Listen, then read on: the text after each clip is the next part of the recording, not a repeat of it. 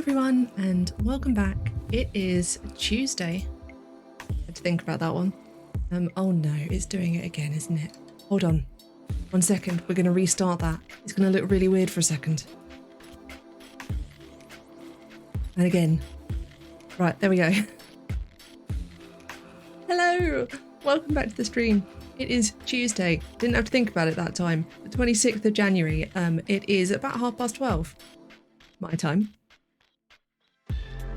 My camera is having fun today. Hello, how are you? I hope you had a lovely weekend. I did have a lovely weekend. I was quite tired after everything that happened last week, and I was even more tired last night after my real first day at my PhD, because we're not counting last week anymore. Last week was an anomaly.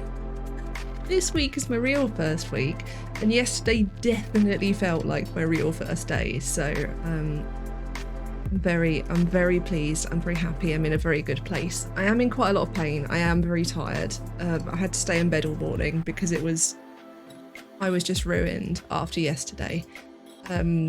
So I'm going to talk through, first of all, everything that happened yesterday, because that's going to explain some of what we're going to be doing today. We're doing actual work on my PhD, actual work on my research. Not that I haven't been doing that already, like all the reading I've been doing already is directly relevant to my PhD. It's just that this feels much more real because it was something that my supervisor and I came up with together. So yeah, so I'm gonna be slightly in shock all day still, because it's definitely going into my brain now that this is really happening and I'm really doing a PhD, so which is a wonderful feeling, because it is real and it is happening. So yesterday, firstly, I was meant to have a workshop that then got postponed again. It was meant to be on Friday. It's a recorded one and they're having some trouble with the recording, basically. So it keeps getting postponed. That was the one on academic profiles, which is the one that's just giving me like instruction on some different systems I'm gonna have to use, and I don't know anything about any of them, so I can't really tell you more than that, but that's kind of the point of going to the workshop. So yeah, that didn't happen. So in the morning there was an article I wanted to read, which was the article on feminist HCI, or feminist design principles, specifically using the Archive of Our Own, which is a big fan fiction archive, if you're not familiar with it, or transformative works archive.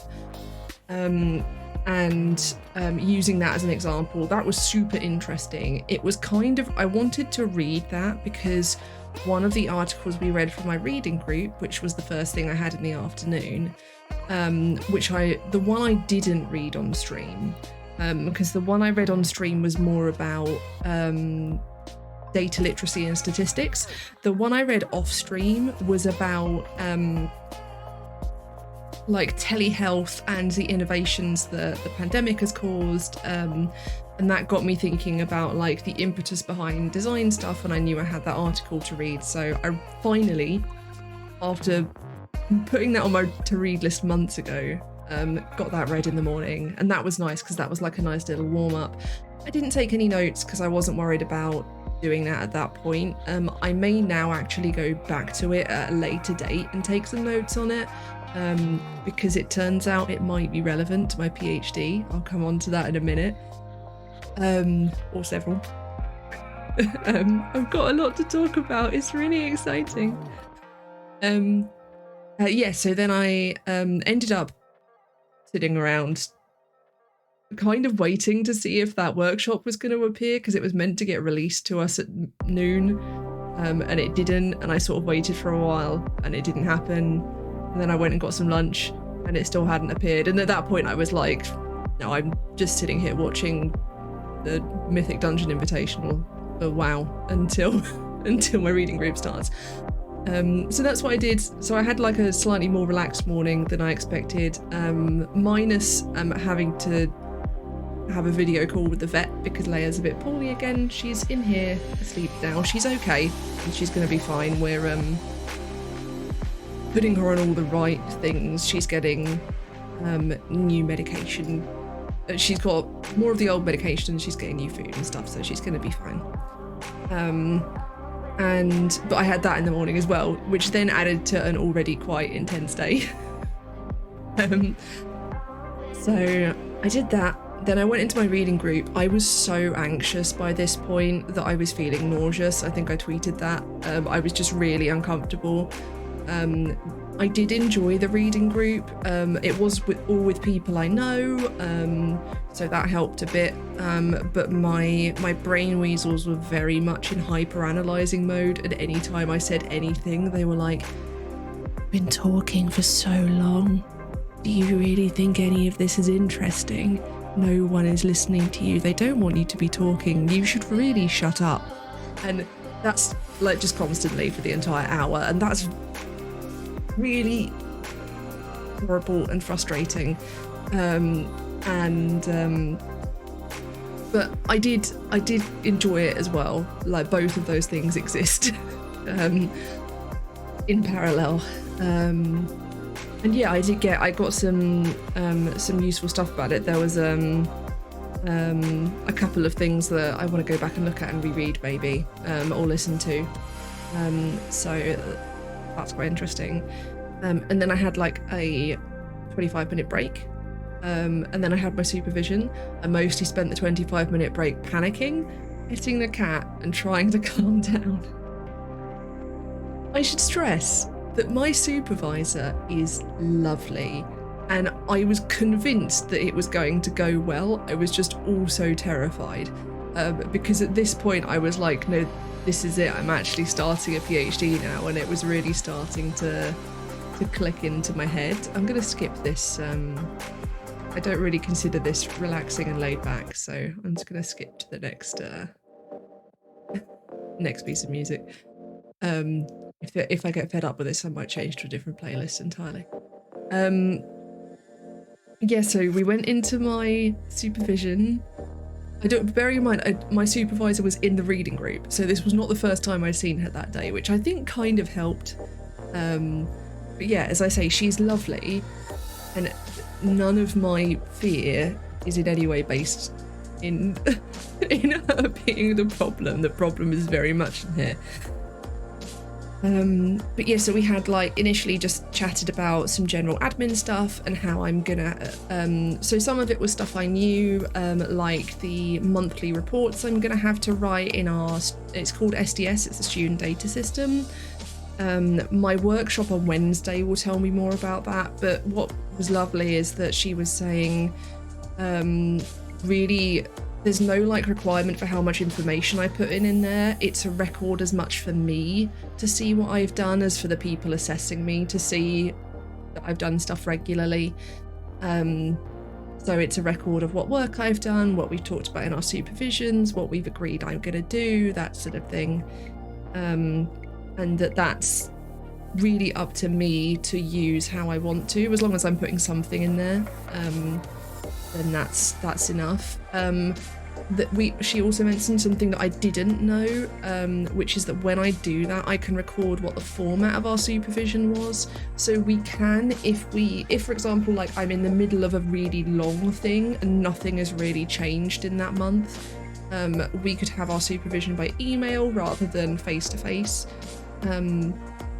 We clarified later on that even once like campus is open again and I'm able to go back to campus, we can still do our supervisions remotely, which is amazing because obviously there's a lot of problems with not being able to go into campus, but one of the things that has been really helpful for me is that because right now I can't physically get myself to campus because of how bad my fibro is, and the nature of public transport and having to walk places. I've talked about this before.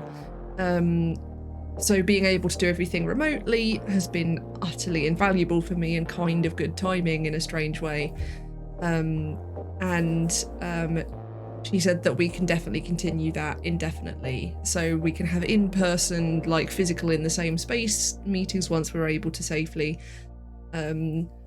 if we want to, or we can continue to do it like this, or we can do both. And that's really nice, because it means that if I flare up around the time of a supervision, that I know that I can just say, hey, can we do this remotely?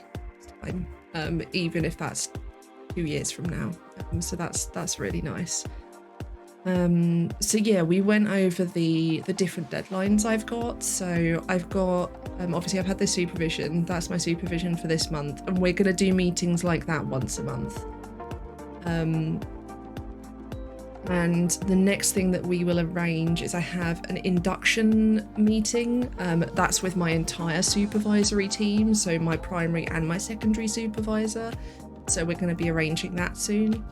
And that has to happen within the first 6 weeks. So, but that's quite an informal thing. It's really like, it is an introductory thing. It's called an induction review, but it's not really a review so much as a, hey, you're here, what are we doing? How do we all want to work together, sort of thing. So that's nice to know. The first formal review I have is in 8 months. They're weird. So you have one in 8 months, and then you have one 24 months in and one 36 months in, and like they're technically once a year, but the first one, which is called the probation review, is not a year in, it's 8 months in. And all of those are partly to see if you're ready to progress to the next stage. I am expected to have, and this astonished me, I am expected to have 10,000 words done by the end of 8 months. That's nothing. It doesn't even have to be finalised 10,000 words. It can be sporadic bits of 10,000 words that are like draft form, note form, put together, just evidence that I'm working on it. And because I looked at that when she said it, and I was like, that's hardly anything. Like that's it is both hardly anything and a lot. Like that's almost what I did for my dissertation, but I did my dissertation in 3 months. So 8 months is, yeah. And I think a part of the reason it's like that is that a lot of people doing a more standard form of research, and I'll get onto why mine's different in a minute. A lot of people would be like doing a long literature review before they get into starting to write anything. I'm not doing it that way. And the reason, so I'm going to quickly go over what my research is again, just for context, and in case anyone's new here. So I am looking at the way people explain the embodied experience of being mentally ill. And by the embodied experience, I mean actively what it feels like to experience mental illness and to live within mental illness. Not so much like the traditional illness narrative of person is fine, then person gets ill, then person recovers. You know, that sort of, it's called a restitution narrative in illness narrative theory. And it's the idea of there being like this journey that has a beginning, a middle, and an end, and at the end of it you've learned something from the illness and you've gotten better, or you might, if it's a terminal illness, you might have, you know, the person might have died, or they may have come to accept that death is coming, or whatever. Either way, there's this very like traditional progression. And this is problematized by a lot of theorists who say that, so the original theorist who first talked about like these narrative forms is Arthur Frank, and he's the one who came up with the name restitution narrative. He also talks about a form of narrative called chaos narrative, which he says is impossible to articulate, and he refers to that as being like in the depths of the illness where your experience is fragmented and atemporal and you can't really explain it. So there's a theorist called Sarah Wasson who has critiqued that and said that, so she uses the example of chronic pain and the fact that chronic pain distorts temporality, like makes you experience time in different ways, makes you experience the sort of narrative journey in different ways, You've then got the example of illnesses that relapse and remit and don't have this very neat progression and recovery, or progression and end, whichever that might be. And I believe that mental illness is the same, and I do think it's possible to articulate the experience of being mentally ill from within the core of it. I just think that standard narrative structure, like a novel, a memoir, I don't think these things in their standard literary canon form work to articulate that. I think that in order to get to that like depth of experience, you have to look at non-normative narrative form, and those are the forms that I'm looking at. So those forms are things like graphic novels, interactive novels, visual novels. I'm both thinking of things like visual novel games, also interactive choose your own adventure style things. There are games like Depression Quest. There's all sorts of different things like transmedia experiences as well, where it's a mixture of things. Then you've got transformative works like fan fiction, I think, are an example of this as well. Artists' books, which are like somewhere between an artwork and a book, is the quickest way to explain it. And what are some of the others? Video games, because they give an immersive experience. You could put VR games in that as well. Tabletop role-playing games and live-action role-playing games. Basically media experiences and things that deliberately set out not to communicate so much as to create an experience for the viewer/reader, whatever it may be. There are forms of experimental writing and experimental poetry that sort of fall into that as well. But that's quite a lot, right? Like, that's a lot of stuff to look at.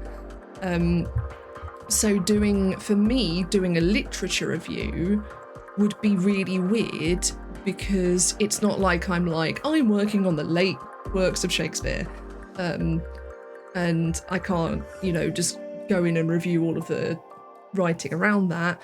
There's also quite a lot of the things that I'm looking at, and because I'm looking at this from a medical humanities perspective, just haven't been looked at before in this context in this way. Obviously there's theories in fan studies, there's theories in graphic medicine, there's theories in game theory, game design theory, all sorts of those sorts of things. LARP theory, like we've looked at in my dissertation. Like there's almost like connected bits of theory, but there's not a great deal that directly looks at, especially directly with mental health and mental illness, sorry. I'm trying to be specific in saying mental illness, because I believe that everyone has mental health, but not everyone has mental illness. And I think it's important to, especially right now in a pandemic, distinguish between the two of them, because a lot of people are experiencing mental health problems, but that's not necessarily mental illness.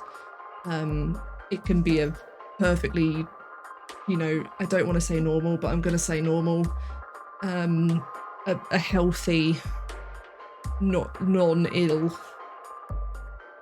I don't know how to talk about this in a way that doesn't use like really normative ableist language that's baked into our language, and I don't think I have one. I want to find more ways of using the right language for that. It is a weakness that I have right now and something I'm trying to learn. But yeah, so that's a lot of ideas. I'm really excited about all of them. When I was explaining them, one of the things I was terrified about was going into the supervision and saying, I'd like to write about fan fiction in my PhD. Also, could I write about video games? And I was so worried, because I went to a very traditional red brick uni for my bachelor's degree. And I'm pretty sure if I'd gone to a lot of my teachers then and said, hey, can I look at fan fiction? They would have gone, I'm sorry, what? Whereas this supervisor was like, Well, I don't know much about it, but you sound really excited about it, um, which was fantastic. So what we want to do, we've kind of given me, not an assignment sounds too formal, but it's kind of an assignment. It's kind of a first task experiment that I'm doing. I share what you know.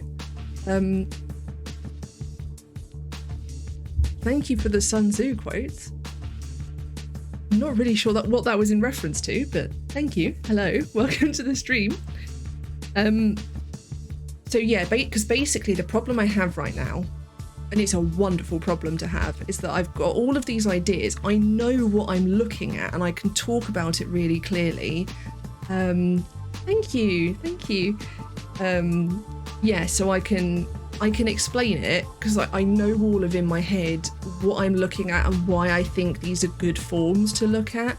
But what we want to do is get that written down so I have a tangible thing that I can point to of this is what I'm trying to do and how and why. It also then serves the function of explaining to my supervisors why these forms that they may not be as familiar with are important.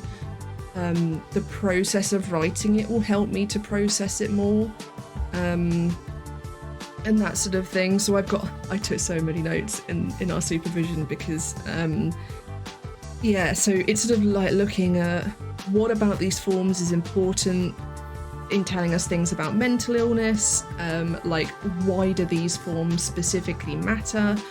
That will also help me ensure that all of these forms are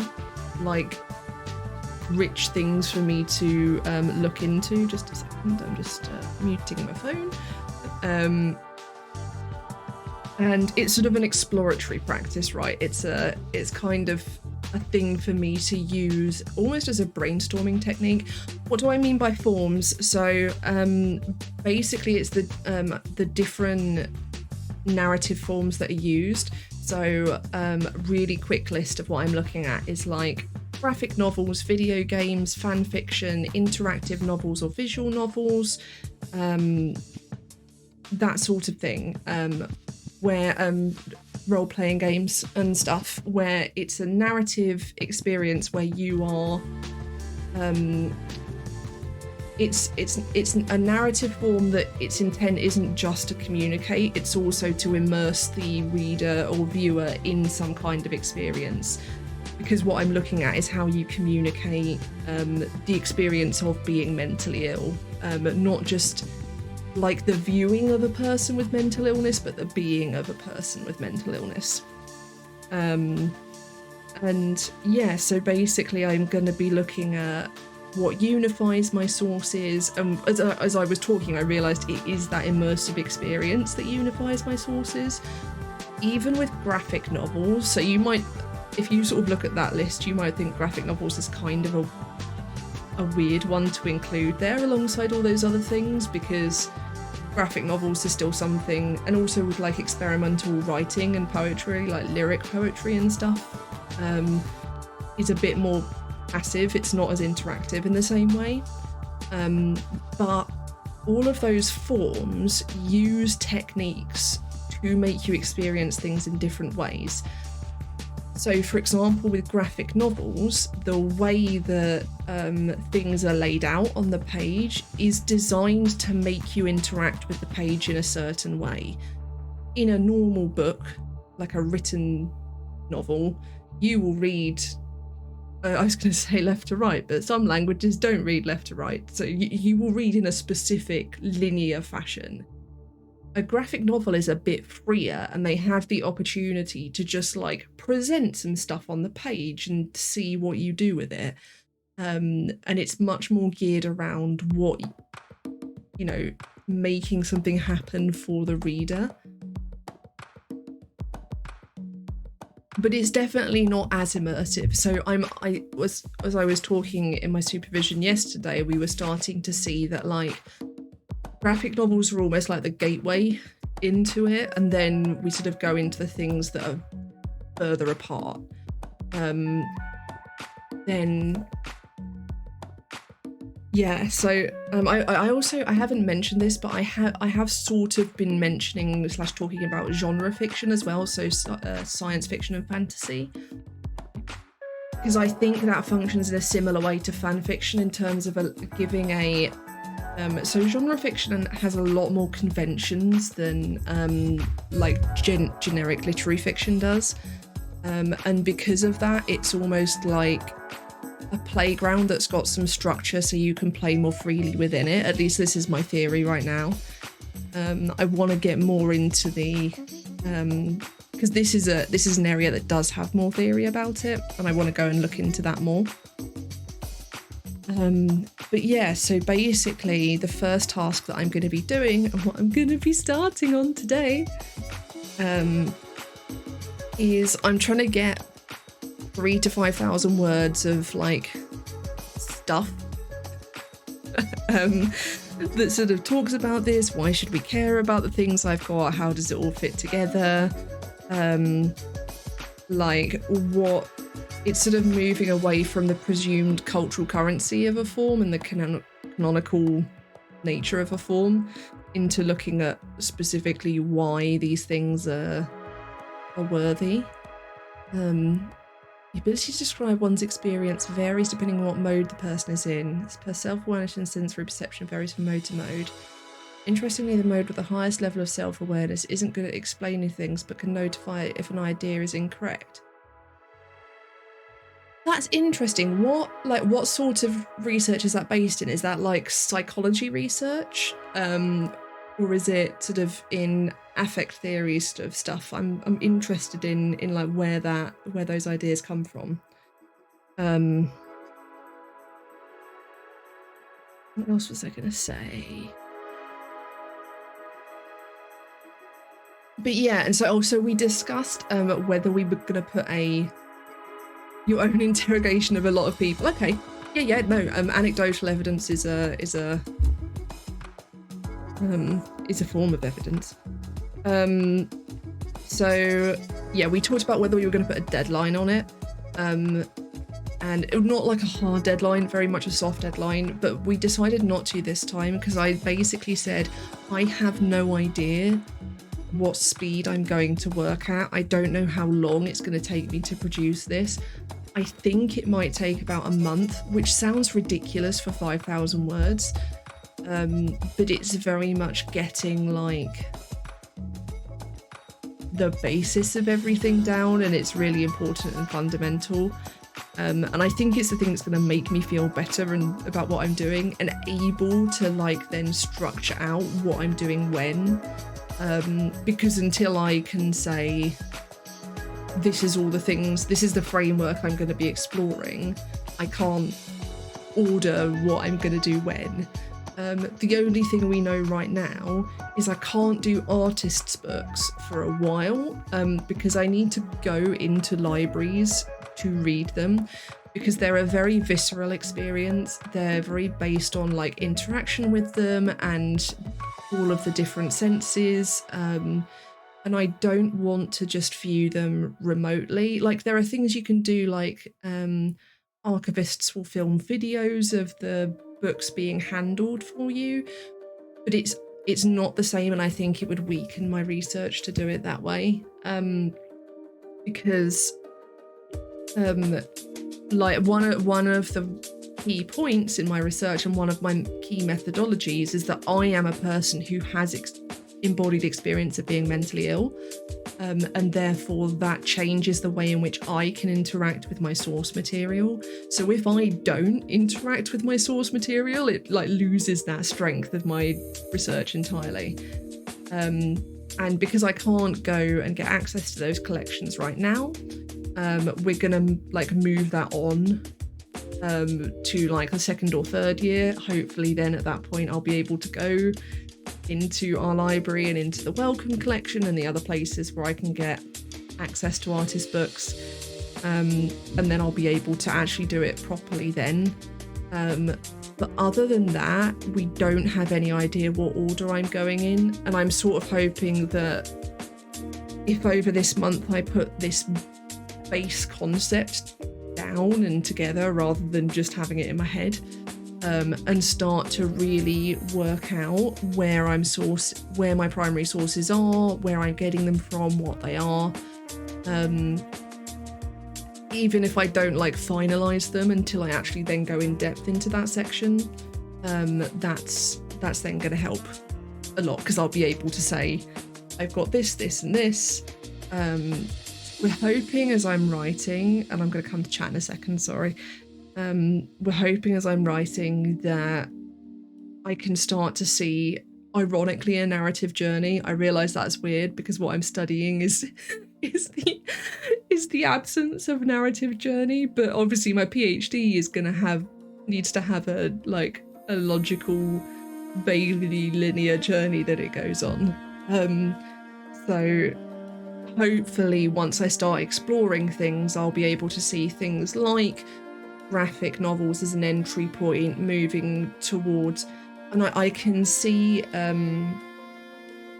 things like video games and role-playing games coming later on, because they are a bit more open in what you do with them. And obviously then with role-playing games, you've got the thing we looked at in my dissertation, which is that you have the problem of archiving them and recording them. You can't really record an embodied experience in a standard way, that sort of thing.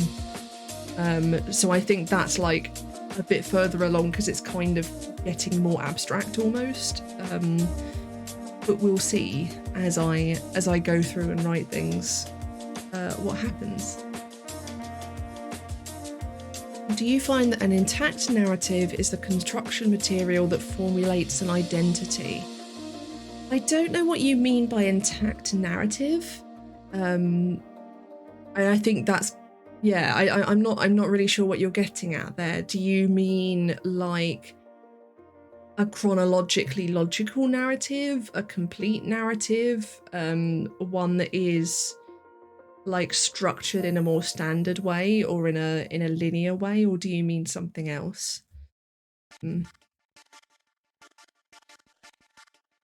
that's before we've gotten on to querying what identity is, but let's start at the beginning. But yeah, so what I'm gonna do today is really basic, because I want to start from that. When someone says, I don't know who I am anymore, that indicates identity disruption. So yeah, I think there is definitely, with mental illness, there is a presence of the fragmentation of identity.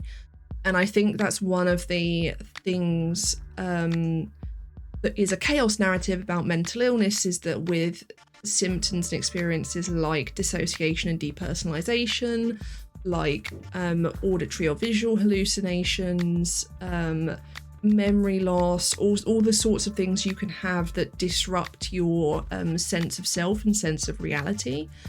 I think it's what I'm really looking for is narrative forms that have the capacity to communicate that, because a traditional life writing linear narrative doesn't really have that capacity in the same way, or has to break out of that in order to convey that. Similarly, like if you're any chronic illness that you're trying to communicate, to communicate what it really feels like to have that chronic illness. Like for example, with my fibromyalgia, if I want to communicate to you what it's like to be in chronic pain, I need to not only communicate the pain I'm in right now, but all of the pain that's connected to that, right? Like you need to know the pain I was in when I woke up this morning, when I went to bed last night, yesterday, the day before, and before, and before, and for the past 13 years since it started, right? Because otherwise you're not truly understanding my embodied experience, because my experience carries all that weight of memory with me. It's effectively atemporal in that way because of the chronic nature of it.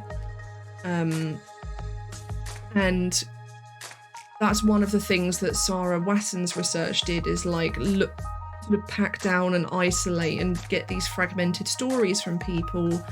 It's called Translating Chronic Pain, her project. It's amazing, and it's a lot of like different bits of writing, poetry, artwork from people communicating these really episodic, fragmented pieces of their experience. that somehow have more power to them for the nature of not trying to explain everything in one go. My opinion, one's life story, like an autobiography as an example, is one's identity. If you wanted to get to know someone, reading a complete autobiography that details every single important thing a person did or happened to them would be the only way to do so. Also, most people don't have an autobiography, much less a 100% honest one. So the interesting thing there is I think there is a difference between getting to know someone and getting to know what it is like to be someone. You can, from an outside perspective, know and understand a person in a very in-depth way that doesn't have any connection to their experience of being themselves. That's a very different thing. And I think it's not that life writing an autobiography, autopathography is what it's called if it's illness narrative. I think it's not that doesn't serve a purpose. It does serve a purpose. It's just that it serves a different purpose. I think there is a place for mental illness in life writing and in autopathography. I should be able to say the word that's like my entire degree. I think there's definitely a place for it, but I think it achieves a different thing. It achieves getting to know the person, not getting to be the person. And I think that's the difference, that's the key difference in these more interactive forms, is that they allow you to enter the person's reality rather than view the person's reality. I hope that makes sense. The other thing that's interesting in what you said there is the idea of honesty and truth and authenticity. The way I actually came into this project was looking at the authenticity of accounts of mental illness, and especially querying, what does authenticity mean when you're talking about something characterized by depersonalization, by hallucination, by all these different things that distort reality.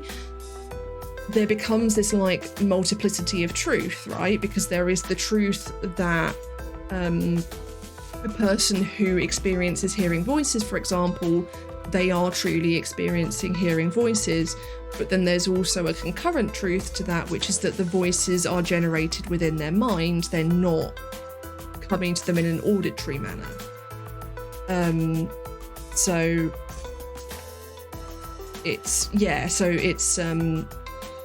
truth is a really interesting concept, and it's something that I think is very malleable when it comes to mental illness, but at the same time I'm seeking a sort of truth, aren't I? Because I'm seeking the truth of the embodied perspective.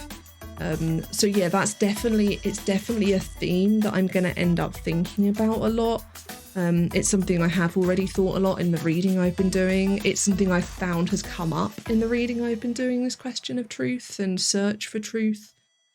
So it's really interesting.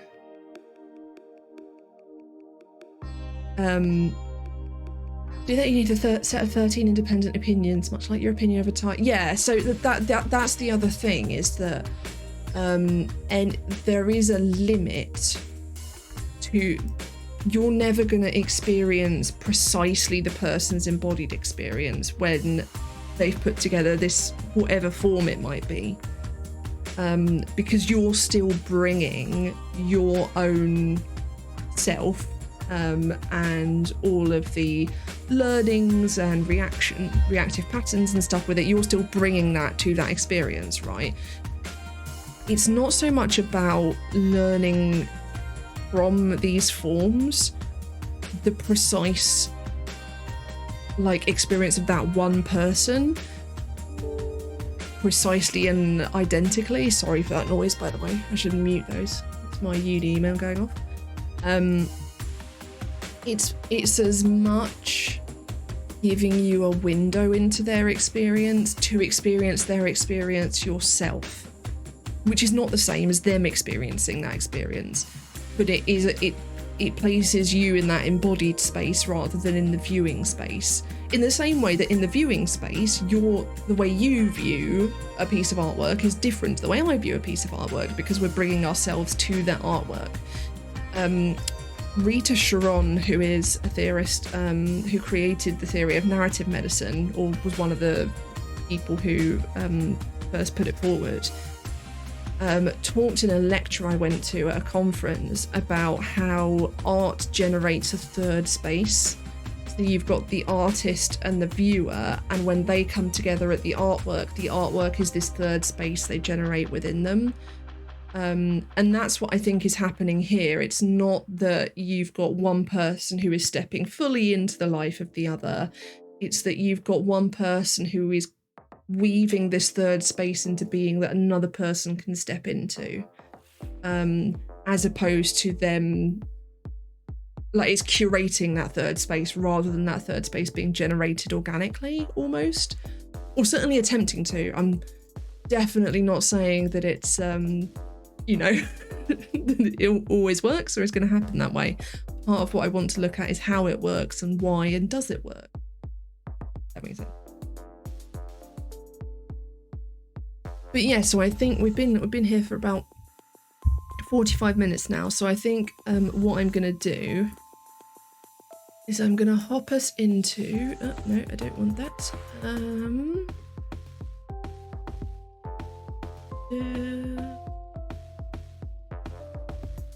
Here we are. Okay. So I'm going to do this in Notion rather than handwriting it, just because I think that's going to be easier. So I'm going to add a page. And I'm going to... I don't know what I'm going to call this. There we go. And I just want this to be an empty page. It's given me a ball of... given me a knitting ball. Cool. I don't care. It can be a knitting ball. That probably makes sense, to be honest. So my plan for what I'm going to do is I'm going to first of all just make a list of all of the narrative forms that I want to think about, and then I'm going to think about what I need to put together for each of them, and like build this up in a fragmented way, in the same way that I did with my dissertation, just because that works better for me in terms of building ideas up. I prefer like having a collection of everything, but then zooming in on individual parts. So we'll just write a very basic list first of all. So we know we've got graphic novels. We know we've got fan fiction. We know we have genre fiction, artists' books. I'm going to also move the microphone for you so you get a bit less of my furious typing. Actually, I think, is it generally written as that? I think it might be. We know, what else have we got? I've got experimental writing. I don't need...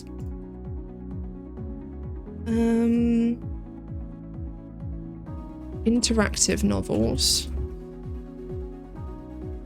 I think I'm going to make interactive novels and visual novels separate for now. So an interactive novel is like a choose your own adventure thing, whereas a visual novel is things like I'm trying to think of an example now.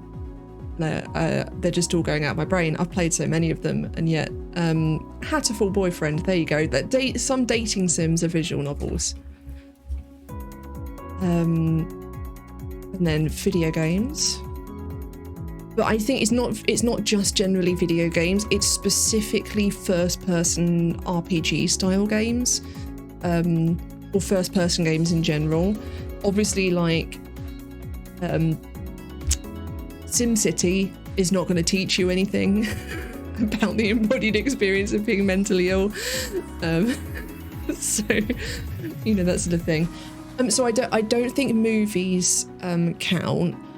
Memes could do. So I was doing some reading, and there's an interesting quote from Dodie Bellamy of, and the quote is, "The protest poster and this internet age I include viral media such as memes and videos is an intimate gesture," which I really liked as a quote.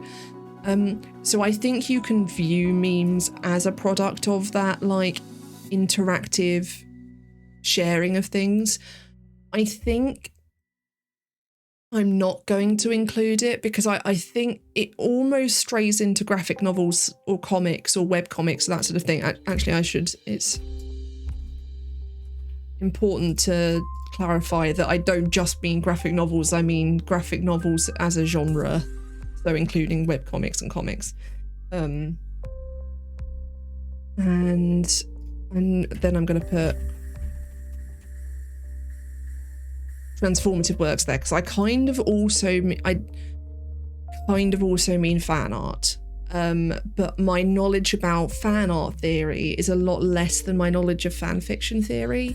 So that's something that I'll end up looking at in there. Is there anything else that I've mentioned? I always need to go back and watch the VOD of myself talking, don't I?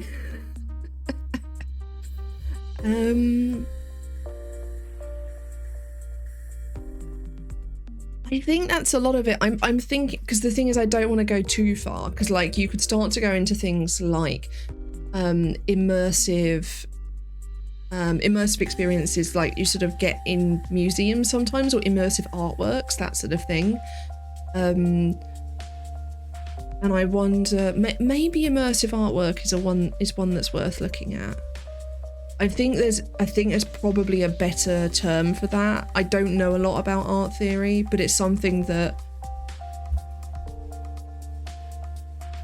I know the sort of thing that I mean. You know, like artwork where you don't just go and like view it on a wall or place there if it's a sculpture or whatever, but like it's an experience where you walk through. There was one in the Tate Modern. I went to the Tate Modern and it was a room full of writing on the wall. It's more that sort of artwork, where it's an all-encompassing experience, rather than a passive viewing experience, like where it's much more multi-sensory. And actually I think that's probably an important like aspect of a lot of these are multi-sensory, especially artist books. So actually I know what I'm going to do is I'm going to put, that's my list of forms, and then I'll have a list of themes as well. Oh, no, I don't want that bold too. So we can say that multi-sensory, interactive are both themes of this. Accessibility is a question, and I mean that in this instance not in terms of like disability accessibility, or that's partly part of it, but it's all kinds of accessibility. It's things like financial accessibility. It's much easier to post fan fiction to the internet than it is to have a book traditionally published, and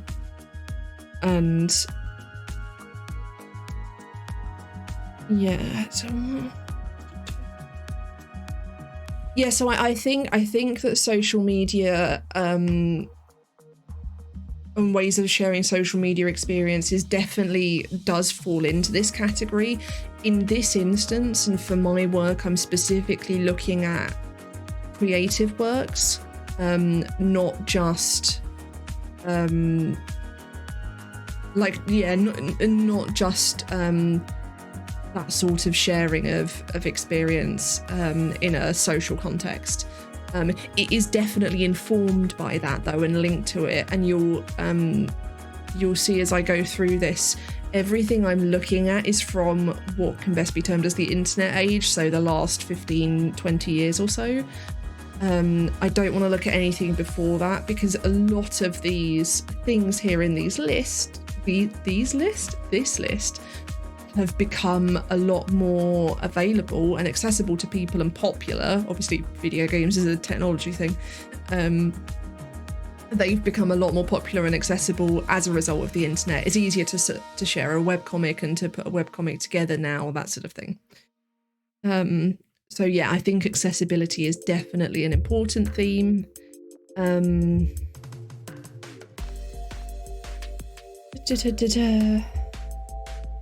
Yeah, and I think I'll leave that theme list for now, but I think that's something I'm going to add to as I'm starting to write about them, is what it's in looking for what unifies my sources, right? Is looking for why these particular things all together.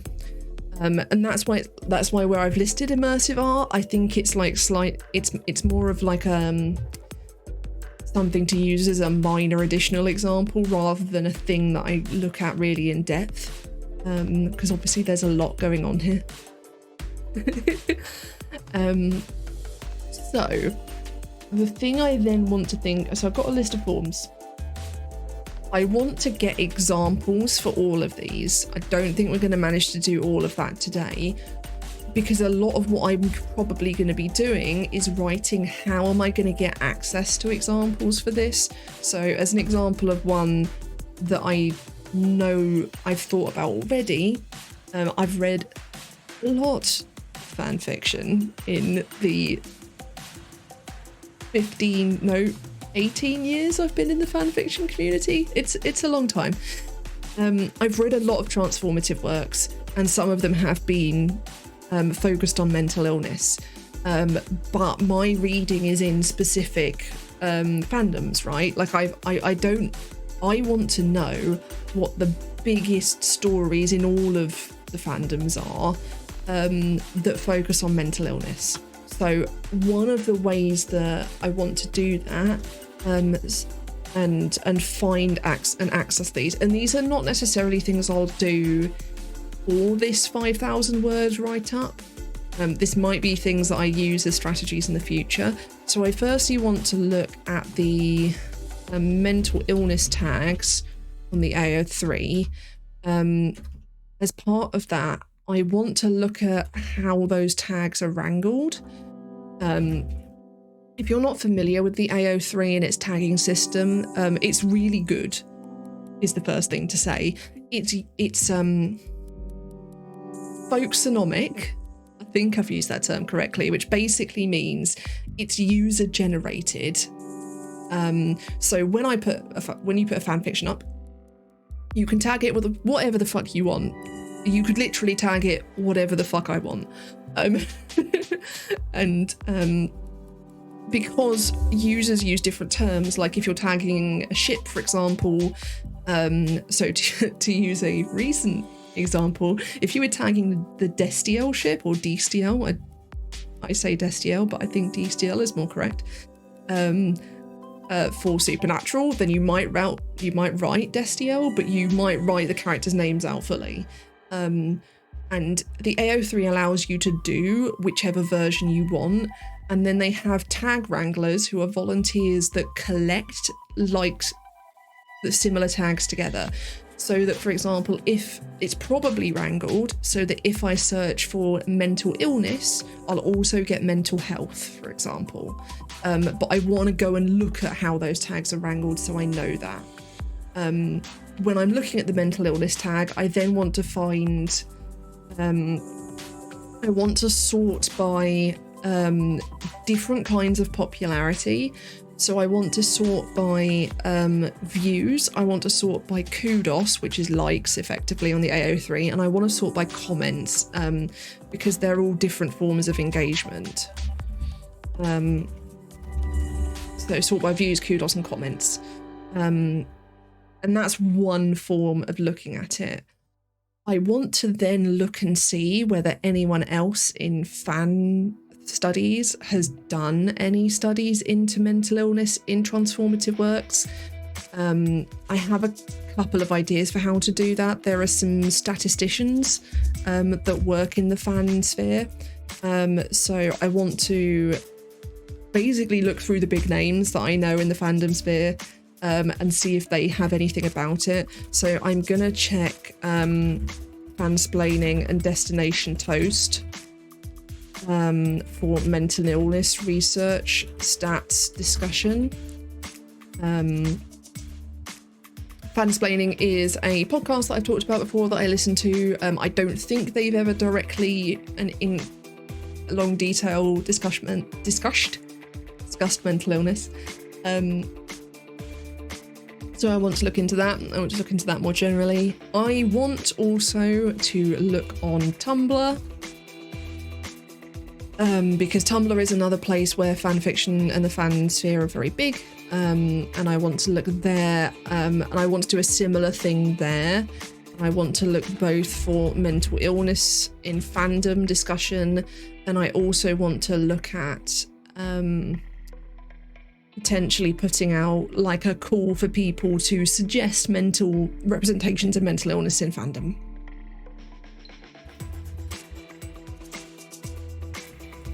And I could also potentially do that on Twitter. I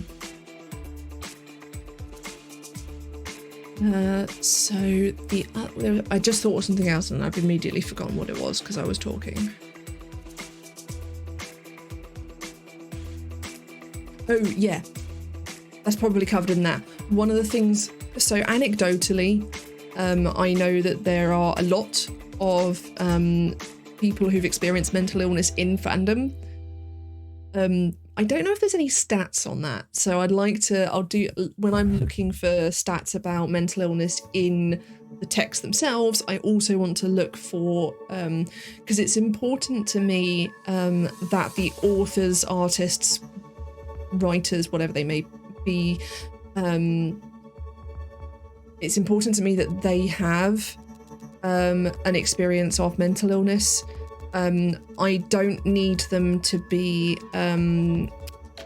traditionally diagnosed. They can be self-diagnosed, but I do need them to identify as being mentally ill in some form, whatever terms they use. So whether they call it mental illness, whether they call it by a specific diagnosis name, or whether they call it disability, chronic illness, whatever terms they might use, because I don't want a neurotypical person writing about what it's like to be mentally ill, because I want this embodied experience, not this viewing experience. So that's important. So I think that's good for this bit for now. I'm getting really anxious because I'm really excited. I think this feels really intense, so I think this is probably all I'm gonna do today. And after I stream, I think that's gonna be it for me today, because it's a lot and it's taking a lot out of me. But why is... Okay. You right, kitty? She's sleeping. It's fine. I think she's feeling a lot better now. She's had some medication. Right. So, for graphic novels, I have some already. I have got Fun Home and Solutions and Other Problems. So I think potentially looking through those is a good start to give me a personal idea of what they're like, and I then want to go and look at theory around it. And I also know that there's a big movement called graphic medicine, and there's an organisation for graphic medicine in the UK and US. So I think then going to look at them and what resources they have is a good idea. So I will put read Fun Home, read Solutions and Other Problems, look at graphic medicine theory, and then look at, what is it? Is it just called graphic medicine? The organisation? Yeah, it's just graphicmedicine.org. So I'll then look at that as well. And I think that's a good start for that. I know that there's also, so I might go back and have another look at Understanding Comics, which is the comics theory book that I read last year. I know there's another one by Scott McCloud, who's the artist that did that one. So maybe reskim Understanding Comics and Scott McCloud books. So I think that's good for there. Artists' books.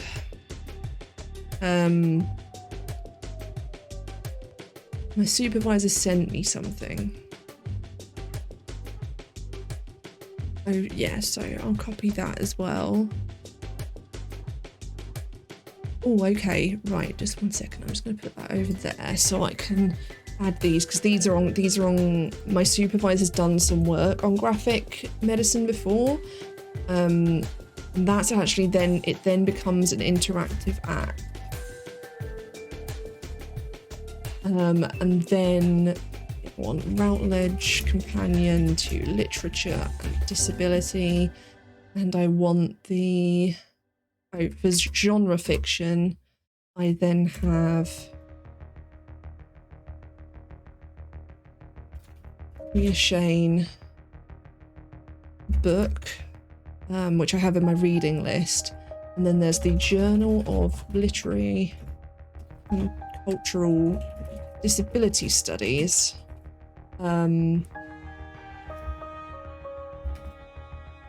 They did an edition on disability and science fiction. You like how I dismiss neurotypicals and the baseline reference they possess. So in this context, I'm not saying that people who haven't experienced mental illness have nothing to say about it, because you can experience mental illness as a carer, as a relative, in a separate way. And those experiences are absolutely valid and important to be articulated, but it's not the focus of my research. The focus of my research is the embodied experience of being a person who's mentally ill. I'm researching it because I'm a person who's mentally ill, and it's that link. So it is dismissive, but it's dismissive in the context that it's irrelevant in this context, rather than that it's not worth anything in general. Okay, so artists, or have I got anything else on genre fiction? So I have the Dark Fantastic, which I want to finish reading, and then I want to look at, I know there's going to be more genre fiction theory about mental illness. And then I want to get some more examples. I just read A Song of Wraiths and Ruin. I know I've got some more. I've got a list of reading somewhere. There was it a Tor.com article where they had a load of fantasy and science fiction books with mentally ill protagonists. Matrix is a good allegory of mental illness. Yeah, I guess you could view it that way. I don't think it sets out to do that, though, and I think there's definitely a question of intent here, where it's not just that I need well, actually no, that's interesting. I was going to say I need the person to be writing about the experience of being mentally ill, but I was querying recently whether and I was talking about this on stream because it was something I was reading on stream, whether an illness narrative always has to be a narrative of illness or whether it can be a narrative of the ill. And I think that's what I'm going to put that in as one of the themes, because with one of the other things that characterizes mental illness and chronic illness is that it's not like a static state, right? You're not the precise same kind and level of ill constantly throughout your whole life. It fluctuates. You experience different things. You can have periods of remission and relapse. You can have all sorts of different things occurring. So if you want to have a narrative of a person's experience of mental illness, it also has to be a narrative of their times of remission, right? And their times where their experiences are different. You might have periods where you're fully asymptomatic, but that doesn't mean that your illness isn't there, because it can then recur. So I think one of the themes that I want to look at is that space for wellness within illness and the validation of wellness within illness. So that's another thing that I think is interesting. So artists' books. I think I just need, at this juncture, I want to read artist books theory. And as I say, some of these are going to be really general because I'm going to come back to them. I have an idea of a couple of books for artist books theory, but I'll then find more. I find when I'm looking for stuff like that, if I can get one entry point, it will tend to cascade because that person will have references that I'll then go looking through and so forth. And then I want to look through. So there's a collection at the Templeman Library at my uni called Prescriptions, which is a collection of artist books. And then I know that the Welcome collection have some as well. I have not listed zines here. Do I want to put them with artist books? I think I do. Because I think in the manner that I'm looking at zines, they're more similar to artist books than to anything else. Have we run out of music? Do you want to go out, Kitty? We have run out of music. Go out. Got the door shut, so I'll just have to let her out. Yeah. Well, later. She was really funny when I hadn't quite gone live. I was on the starting soon screen. When so I haven't got a proper door. You might have heard the sound of it then. I've got like this weird, I don't even know how to describe it. It's a plastic thing that I pull across and effectively serves as a door, like a concertina thing. And she pushed her head against it so hard that she pushed herself into the room. She just bent the door open. So she now knows she can get in even when the door is closed. But then she was like, oh, what am I doing here now? Do I want to go out? And we had this moment where I held it open for her and she went in and out and in and out and in and out. And eventually then went to bed. Cats, man. Cats. All right. Let me get us onto some more music. There we go. And then I'll get back to him. So, yeah, I think I'm probably going to leave that as it for artist books. I think the theory is going to be the gateway into that. That helps. Some of you can tell which of these I've had more time thinking about than others. I've spent a lot more time. We were able to talk a lot more about graphic medicine in my supervision yesterday because we're both familiar with it. I've been doing a lot of reading on fan fiction and fan theory. I know more about genre fiction. I've got some stuff for it already. But I haven't, since I studied artist books last year, I haven't gone into them as much. And the artist that I was focused on was Martha A. Hall, who writes about breast cancer. So it's not like I can use that knowledge I have from there directly. In terms of experimental writing and poetry, I think I have some references from the Bellamy book. I then want to check other references from what was the name of their book? Is it in, I'll have it in Zotero. I think I've typed it up. Oh, sorry. Zotero wants to update. My computer, not yours. In the sick hour. Because I think they had more references in there to other writing. I think some of them are on my to read list already, but I want to go double check what those are specifically. I saw a recommendation on Twitter to put post-it notes in your books, in your to read pile, that say where things are from. I think I need to start doing this, like here in my reading list. I need to start putting where they're from. I think The Undying, oh, you can't quite see it, here we go, The Undying, I think is one of those things from one of those references.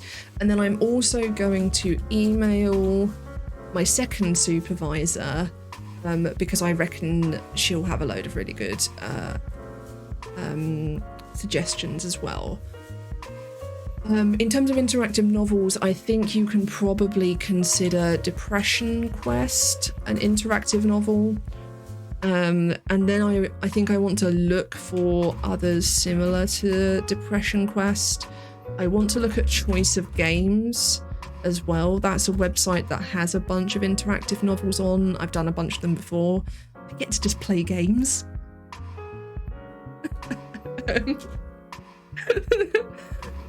For visual novels, I have a friend who's really into visual novels. I'm pretty sure I can ask her for some recommendations. And then I can just do a general search for visual novels. I want to look at game studies theory for this as well, because I think there will be some. And I think the same thing is going to happen for video games. Basically, I want to think about things that I know about. Like, I think you could consider Life is Strange to be relevant here. And then I want to potentially find some more suggestions from Twitter or friends, people I know. No. It's because I'm putting slashes. It uses slashes for commands. I also then want to again look at game studies theory for this. And then I think for immersive art, what I'm just gonna put is like a general search for it, because that's something that I thought of randomly whilst talking here. And I think I need to know more about it. So I'm just going to write general search for now. So what we have coming together now is, and again, so this is the start of stuff coming together. This isn't going to be me like immediately full on diving into like where I'm putting look at this theory. I'm not talking about spending months diving into it. I'm looking at a very shallow dive.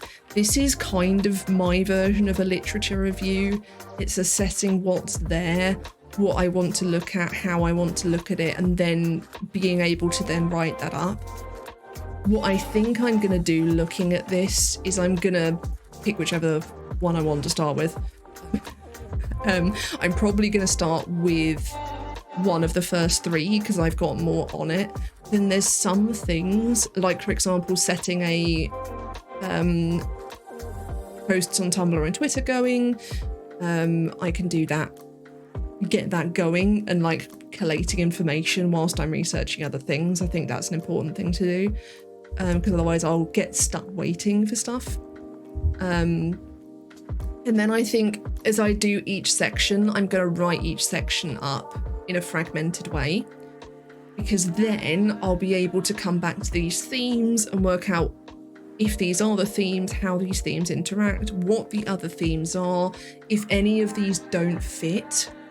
So for example, if I look into visual novels and I realise that I can't find any visual novels that are about mental illness, for example, I think you could consider Life is Strange a visual novel. I don't know whether it's theoretically considered one or not. That's interesting. I'll have to think about whether visual novels and video games are actually the same category, because they might be. But yeah, I think I feel much better for having all of that like put together. I think that's a really good start. That feels really exciting. I don't know how long we've been going. What time is it? Nearly an hour and a half. That's not too bad. What? Oh, so I had one other thing for genre fiction. I've got a book called Super Sick, which I think had a bunch more references, some of which I wasn't familiar with. So I wanted to check that as well. But otherwise, just looking at my to-do list, I think that's everything I had there. So I think this is all put together. So what I will do is get really excited, first of all. I'm just sort of looking now, thinking about the rest of this week, what I'm going to do when, that sort of thing. Tomorrow I've got the workshop on starting my PhD. I'm probably not going to schedule too much tomorrow because I've then also got a lecture in the evening whilst I'm raiding in WoW. I may not do both at the same time. I may record the lecture. I think I might just set OBS up on my laptop and record the lecture and then just watch it the next day. But yeah, so I don't know how much I'm going to get done tomorrow afternoon. I'm probably going to set myself like some admin-y style things like setting up. I have a Tumblr under my pseudonym that I do fan fiction writing in, but I don't have one under my public name. So things like setting that up, getting that established, following some people, so that I can then use that as a resource academically. Getting myself set up with a pseudonym on AO3 for that sort of thing, because I know actually some people do theoretical work. Like I know Destination Toast posts all of their stats on the AO3 as articles, and I could maybe start to do that sort of thing, as well as the couple of emails and queries I want to send off to people. Like I'll do that sort of thing rather than diving straight into reading. Then on Thursday, I'm streaming again on Thursday. I'm only doing 2 streams this week. I'm doing today and Thursday because I knew this week was going to be quite intense. So on that day, we'll then go into some of the reading that I'm going to be doing, I suspect. And what I might do, so I think probably I'm going to concurrently work on a few. Having said I'm going to do them in isolation, but I think I'm going to like start on a few concurrently and then fully dive into one and then the next, because I want to set some stuff going with a few of them, so that would make sense. So we can do some more reading then. I've then got a researcher coffee morning on Friday, but then I've got all of the rest of Friday to do whatever, so we can get some more stuff then. In terms of thinking about finishing it within a month, obviously I can't like break this down to one a week. I'm going to be doing a few at a time, and that sort of makes sense. I think I just start and see how I go, because I said I didn't know how long it was going to take, and then I started saying a month, so need to be a bit more realistic about that, don't I? So yeah, I'm gonna dive into it and we're gonna see what happens. I'm gonna write up, so I'm bullet journaling again. So what I will do, I have my work list here. This has like things like all the notes I was still typing up and stuff, some boring stuff I did for the stream and so forth. And obviously on Friday I'll type my notes from this week up as well, because that's the thing that I do every Friday now. So I don't know whether I'll add things from this. I'm going to move this up here as the main thing. I don't know whether I'll add this to the general work list. I think I might just keep that as a general, like, this doesn't fit in anywhere else work list in terms of how I'm organising stuff in Notion. I'm still learning how I'm organising stuff in Notion, so I might change my mind about that tomorrow, who knows. But yeah, I'm so excited. I might end up doing more today, just out of excitement. But yeah, we'll see. That's the cool thing, is that I'm so excited about it. That's really cool. I'm doing a PhD. All right. Well, I think I do need to end there. I'm gonna bring us back over to here. I do need to end there because I am definitely starting to, even with the excitement, starting to run low on spoons. Just for being seen on the internet more than anything. Just having a look around. I think I'm not going to do any raiding today. I'm trying to do one a week. I'm trying to do one raid a week and get myself used to it. Raiding is something that I find really intense and is quite hard on me in terms of anxiety. So we're working up to it. We're working up to it and we're getting there. But yeah, I will leave it there for today. Thank you all so much for coming. It's been lovely to talk to all of you. If you're not following, please hit the follow button and put notifications on. You can also follow me on the Twitter, standard French term. You can follow me there and you'll get more updates there, and I will be posting about like stuff I'm doing during the week on other days. I will also then always recap it in streams.